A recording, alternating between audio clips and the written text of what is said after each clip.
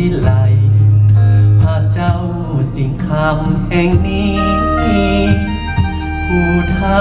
กับตาดินแดนใบสาพันปี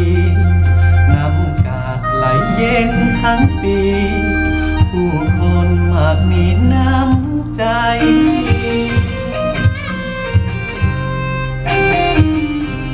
โศกสตานำพาเฮามาพบกันสองเฮาได้ฝากสัมพันธ์หมายมั่นเป็นคู่เคียงกันน้องเอ่ยว่าเจ้า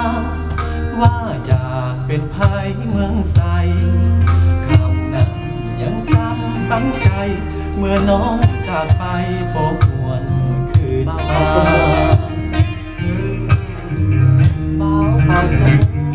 เบาเฮาคือหมูคอยอยู่แห่งนี้ที่เก่ายังคงตั้งตาคอยเจ้าที่น้ำกาดย้อนละปา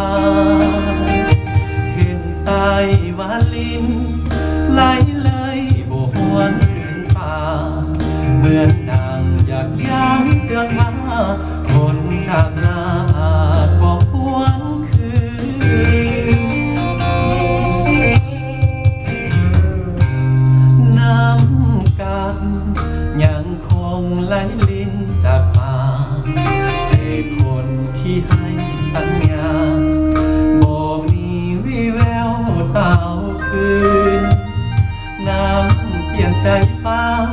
ย่านเวลาเปลี่ยนคนเป็นคืนอย่าปล่อยให้คอยค่ำคืนรีบคืนมาทวงสัญญาอุดมใสยังคงคอยท่าน้ำกาดย้อนละปาคอยเจ้ากลับคืน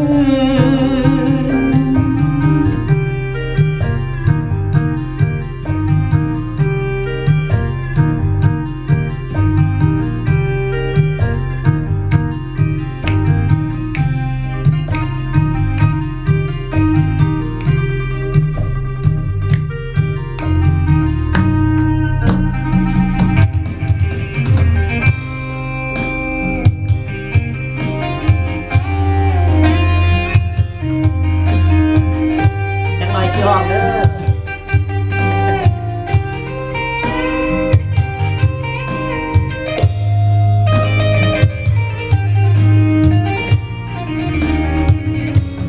ว้าวเผ่าหมู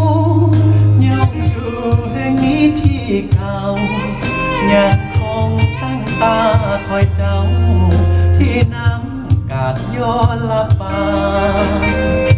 เห็นสายวาลินไหลเลยโบหวนคืนป่าเหมือนดังอยากย้ำเตือนมาคนจากลาโบหวนคืน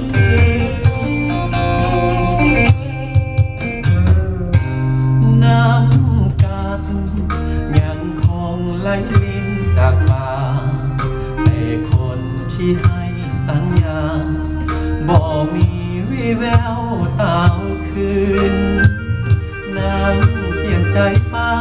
ย่านเวลาเปลี่ยนคนเป็นอื่นอย่าปล่อยให้คอยค่ำคืน